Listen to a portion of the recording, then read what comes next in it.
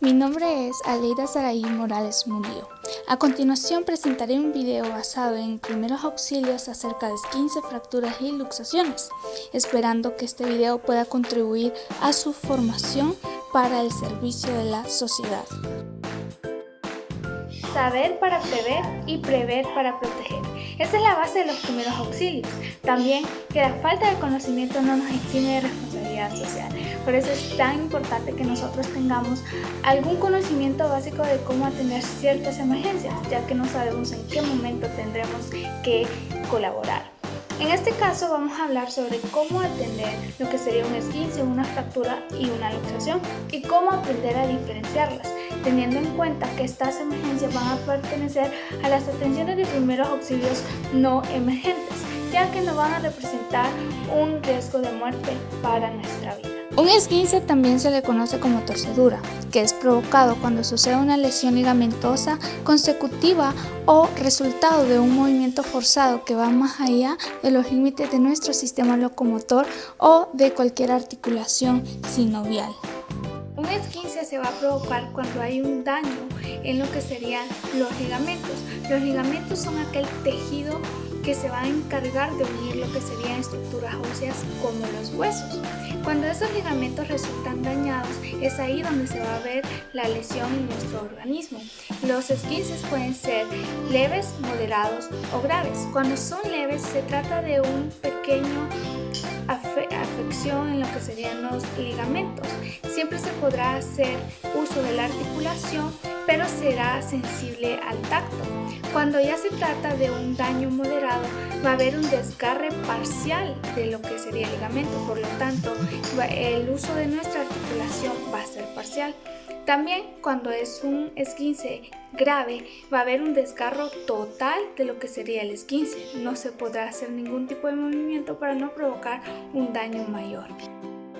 Por ejemplo, en esta imagen podemos apreciar lo que sería una pequeña parte de la unión de los dos huesos que conforman nuestra rodilla.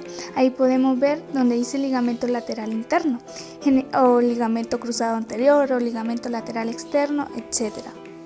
Cuando hay un golpe o una lesión en cualquiera de esos ligamentos, podemos hablar de un esguince y dependiendo de la gravedad podemos decir si es leve, moderado o grave.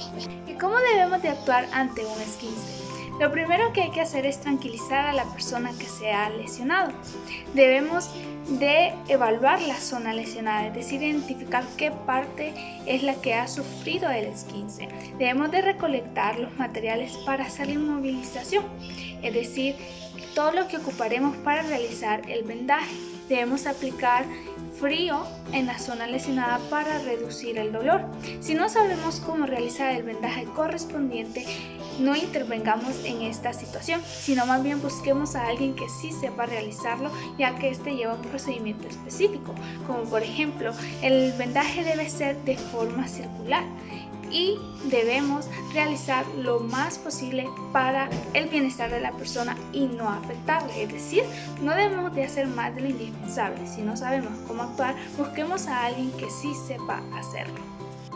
La luxación se define como aquella lesión que se dará en una articulación, en la que las caras de dichas articulaciones dejan de estar en contacto anatómico, es decir, cuando hay una separación y no hay contacto entre las articulaciones. Las luxaciones tienen que ver mucho con el comportamiento de acuerdo a lo que sería la cápsula articular, como lo pueden ver en esta imagen. Se clasifican en tres tipos. Está la luxación extracapsular, que es cuando la articulación se sale de lo que sería la cápsula articular, es decir, la rompe. Tenemos el segundo tipo, que es la luxación abierta, que es cuando además de romper la cápsula articular, la solución de continuidad de la cápsula articular tiene contacto con el exterior del organismo. Y tenemos el tercer tipo, que es luxación fractura, que es cuando además de romperse lo que sería la cápsula articular, hay relación con la fractura de uno o más huesos que forman la articulación. ¿Cómo debemos actuar? Lo primero sería calmar a la persona afectada, luego localizar la articulación afectada. Tenemos que inmovilizar el miembro en la posición en la que se encontró sin masajear ni manipular. con un cabestrillo o una férula improvisada. Si existen heridas, hay que limpiarlas y cubrirlas con gasas estériles antes de inmovilizar. Se debe aplicar lo que sería frío local, ya sea con hielo o con bolsas de agua fría, para reducir la inflamación y el dolor. Se debe dejar la articulación en reposo absoluto y una vez asegurada la articulación, se debe trasladar al accidentado a un hospital donde se le puede atender correctamente. El término fractura hace referencia a la lesión estrictamente ósea. Sin embargo, otros conceptos también lo definen como aquellas lesiones en las partes blandas adyacentes a las estructuras óseas. Hay diferentes tipos de fracturas o diferentes clasificaciones de las fracturas. Por ejemplo, tenemos la fractura de acuerdo al lugar donde sucede. Está la lesión en estructuras óseas y está la lesión en estructuras blandas. Cuando hablamos de estructuras óseas nos hacemos de todas aquellas partes que forman lo que sería el sistema óseo. Y cuando hablamos de estructuras blandas, hablamos de los tejidos que están cerca de esas estructuras óseas. Otra clasificación que podemos mencionar acerca de la fractura es de acuerdo a su localización, es decir, cuando hay un rompimiento o no de la piel. Se habla de fracturas abiertas y cerradas. Si hablamos de fracturas abiertas, es cuando el hueso, cuando una vez fracturado, sale de la piel, es decir, la desgarra. Hablamos de fractura cerrada cuando hay un rompimiento de hueso, pero que no hay un desgarre de nuestra piel. Hay otros tipos de fracturas, como por ejemplo la fractura traumática ordinaria, que es cuando un hueso sufre una fractura por primera vez.